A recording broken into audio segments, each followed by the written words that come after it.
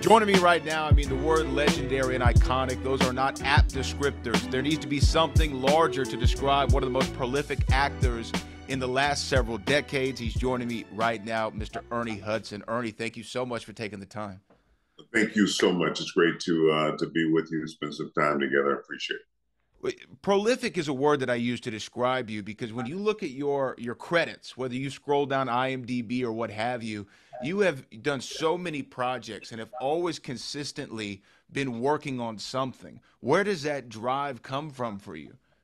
It basically comes from it took me a while to discover what I really wanted to do, and once you find that out, you just want to have the opportunity to work, express yourself through that. Also, I need to make a living. I was a single dad. Um, and so just all the things the best things in life comes from work in my mind. So it's important for me I've always worked. Even as a little kid, I had jobs. I've always been able to bring money in to help the house. And I just can't imagine, not working. What were some of those early jobs you had that kind of informed that work ethic?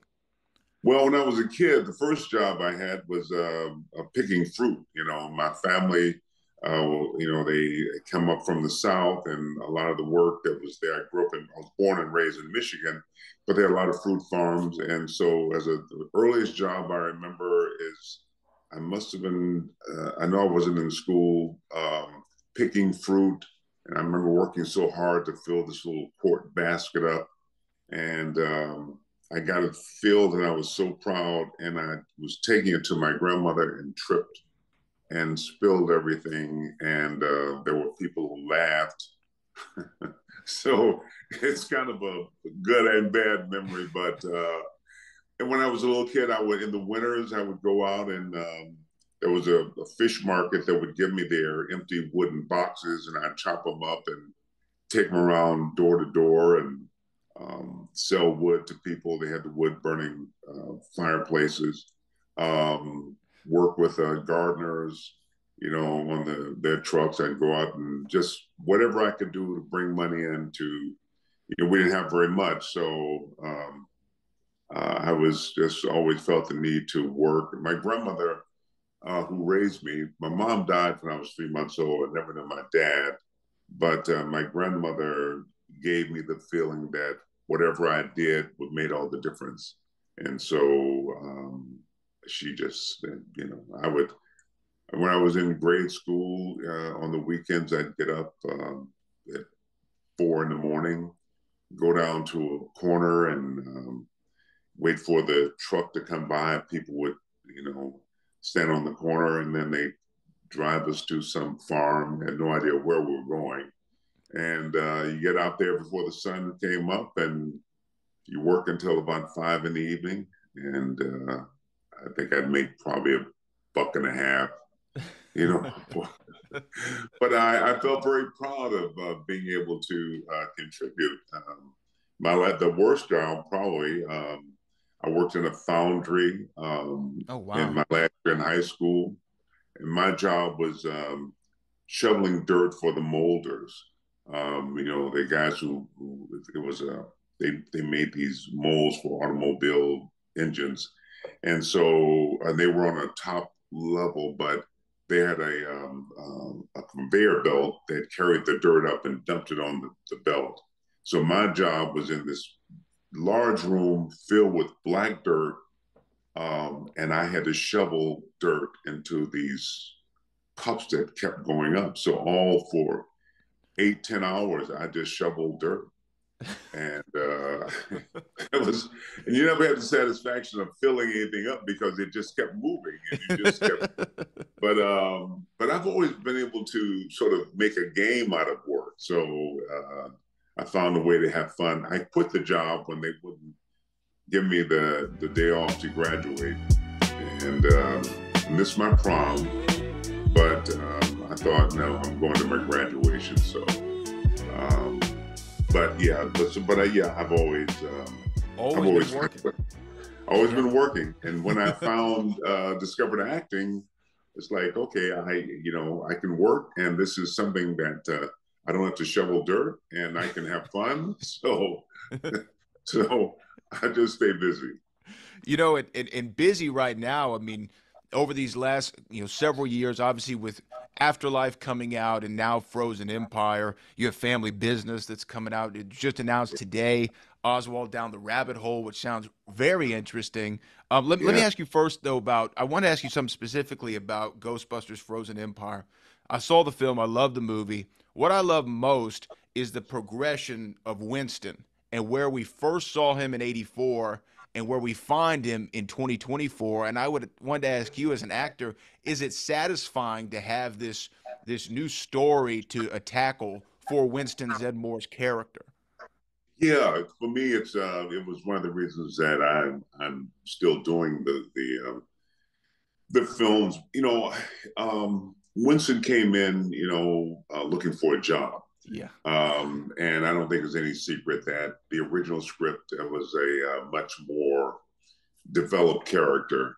And once they found that, I guess it was me doing the role, the role was cut down considerably. And I felt that the studio didn't really sort of focus on developing that character. But I will say Sony is a different studio now than it was back in 2084, 1984. So what I love is that the character has developed. Over the past 30 years, he's done well for himself, and we discussed that a lot. And I just didn't want to go back and play a character that hadn't progressed. Still looking for a job. And I also love the fact that the character was an example of what is possible. A lot of little kids who discovered Ghostbusters, they loved Winston Zeddemore character, but I wanted to show them that, Winston is, he's made something good of his life, and it just gave me a lot more to play off than, like I said, just coming in with a Ghostbuster jumpsuit and not having any place to go. And I thought also of all the characters back in '84, he was just the least developed. We didn't really know much about him. And I'm just very, very thankful that Jason Reitman and Gil Kenan and Sony cared enough to hear what I was saying and allow the character to be, that he could be. Yeah, yeah. There's a lot more, as we say down here in Texas, a lot more fat to chew on with Winston, and a lot, and I love just the expanding of that. And when you think about it, he also made the most sense to be a billionaire if you think about his work ethic. Even going back to Right. earlier in our conversation, just as you are, his work Right. ethic was like, I'm here, I'm going to put my nose to the grindstone, and we're going to see where it takes me. Right. Absolutely. And I think he really appreciates the fact that these are guys who gave him a job when he most needed. When he said, I'm just looking for a steady paycheck, he really meant it.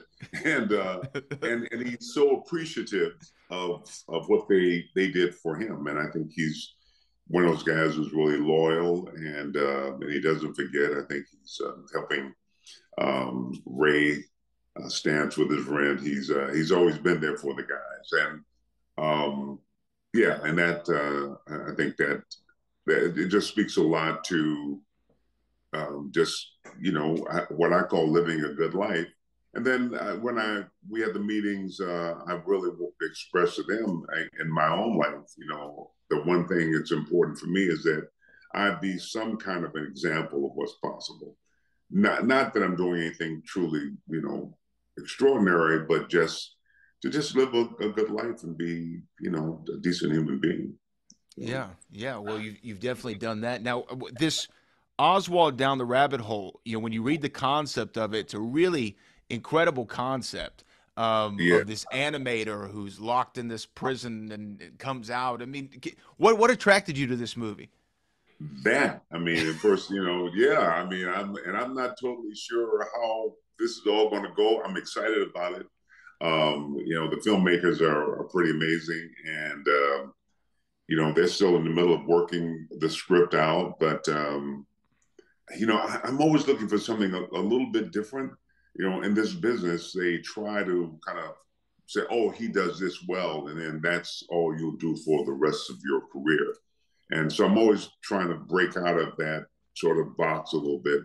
And this is I've done a lot of animated work, but this is a little bit different, and it's exciting. The whole horror genre, I haven't done a lot in that area, so this is really new and exciting for me. And honestly, uh, I'm not altogether sure what it'll be, but I know it's going to be an adventure, and I'm excited about Yeah, always tackling something new, it. right? Yeah, And yeah, when I read the log line for it, I was like, this is inventive, it's different. I've never seen anything like this before to my recollection. And I'm sure right. as an actor, especially with as many credits as you have, that's what you try to seek out. Absolutely. That I just don't want to. Well, I think I owe it to the fans as well to try to come with something a little different. I think because of my voice, people will sometimes I get these authority roles, and I don't want to just. I didn't want to get locked into being always a principal, some authority guy, who just sort of steps in. And I think the industry has always sort of veered me that way, but I've always had to sort of find a way to break out of it. And this is one of those ways of saying, no, I'm going to do something a little different. Now, one movie of yours, which I haven't been able to find anybody really talk about it, like the making of it or their memories of it, is a movie that I love. It's called Collision Course. It was with Jay Leno, Pat Morita, and yourself were in it. Do you have any? Do Yeah, you have any fond memories or any distinct memories of that project? It was Jay Leno's one and only movie that he yeah, did, and you were in it, of course. Do you have any memories of that film? yeah. Well, Pat Morita was in it, and Yeah. we shot it in Texas. I remember flying down to Texas. We had a director. We shot maybe about a week and a half, and then they changed the director. They got rid of the director, brought in a new director, um, and it was yeah, it was. Jay was. I thought he was very good. It was a lot of fun to work with him and Pat. But then about halfway through, they said, Ernie, we've made so many changes, we've run out of money. So,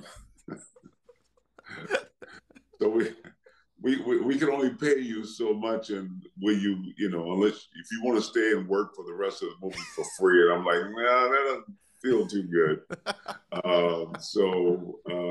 Yeah, I just remember they ran out of money, and my stuff got cut a little short, but it was fun doing. Honestly, I don't think I've ever seen the movie. Oh, it's But on HBO Max now. It's where I watched it is it really? recently. Oh Yeah. wow, I'm glad to hear that because no, I never actually saw it. So uh, also I remember being in the movie, and we were shooting. Supposedly it was downtown Detroit, Yes. and we're down there, and I'm looking around, and there's not one black person here except me. I'm like, come on, this is downtown Detroit, really? I mean, I know there's some people out there looking for a job to play extras. You can do better than that. So that I have that memory of the movie as well. So I'm, I'm glad I asked. Recently you made I mean, I think my entire timeline on social media was filled up with pictures of Ernie Hudson because you kind of broke the internet with this fitness physique, and people were calling you Zaddy and a thirst trap and all kinds of words. What did you make of people's reaction to that? well, as you can see here, my normal attire is a black T-shirt. I know it's kind of boring, but that's kind of what I wear. And I was doing press for Ghostbusters Frozen Empire. I had a smudge on my jacket, and so I thought, well, we're taking photos, so I took the jacket off, and I didn't think much about it except we took some photos. And I guess somehow people discovered I had arms. I'm like, I've been doing this 60 years, and the same arms. I mean, I haven't had some kind of big physical transformation, but it was just it's nice to be noticed. I mean, it was, but I was flattered, kind of. It was, yeah, it was a little surprising, but in a pleasant way. Um, yeah, I I don't even know what to say how to respond. You know, But you know, because my I think a lot career, of people saw you and were thinking like, how can I look like that? I think at any age, you know, people were talking, oh, he's in his 70s and he's looking great. I think anyone would love to look like that at any age. How can what tip can you give to me and to the other people watching or listening to kind of get into that physique? I still got to fit in this 38 regular, but what can I do? yeah, I think I always say it's there's a part of us that sort of knows. We always say, well, how can I do this? How can I do that? What do I need to do? What do I need to learn? But I think there's a part of us that really has the answers. You know what you need to do. I mean, we really do. Now we'll do everything we can to avoid doing it. We think, well, I don't really know. I'll need to read something. I'll need to take a course. I'll need to do this. But if you just do the common sense stuff, and I think people talk about God and religion, and I'm not a real religious person, but I think our common sense is the voice of the universe. And you need to drink water. So no matter how I try to get around it, you really need to take in not as much as they say necessarily, because it's all very personal. We know sugars aren't good for us. We don't have to pretend we don't know that anymore. I mean, I love sweets, and I might have a piece of cake, but I'm not going to eat the whole cake. You need rest, so you can party, but you can't party, 5 days in a row. There's just things that I've always been aware that you can't. There's a price to pay, and most things that man has made in terms of food is probably not good to eat a whole lot of it. Most things that God, the universe made, vegetables, fruits, that stuff you probably should consume more of. And you got to keep your body moving, especially as you get older. I'm not a big gym person, but I'll go in, and I have a guy I work with who works with me on flexibility, and I do a Pilates class just for movement, and sometimes I do, but just mix it up. We know we need to walk those 10,000 steps, and nobody does this perfectly, but it's just when you're being a little off, and that's kind of always been. As an actor, I never wanted to be so not in shape that a role came up and I couldn't play the part. I didn't want to be on a set and they say, okay, we need you to run, and I can't run or I can't do what I have to do. Right. So Yeah. basically, if I hope to, live a decent amount of time, and however long I'm here, I want to hopefully be able to enjoy this thing we call life. And so a lot of people ask how. It's really personal. Just don't do the stupid stuff. It all boils down to that. My grandmother would say, stupid will get you killed. So don't be stupid. Don't worry about being brilliant, being smart. Just don't do the stupid stuff. You'll be all right. Yeah, I've always heard play stupid games and you win stupid prizes. Right. Exactly. Yeah, it's not pretty. It sure isn't. Well, I want to be respectful of your time. I really enjoyed having this conversation with you. Of course, Ghostbusters, Frozen Empire, Family Business, and the upcoming Oswald Down the Rabbit Hole. Ernie Hudson. I could talk to you forever, but I really appreciate the time. I really appreciate you. Good luck with everything, and I'm going to be rooting for you, and just take good care. Appreciate talking to you.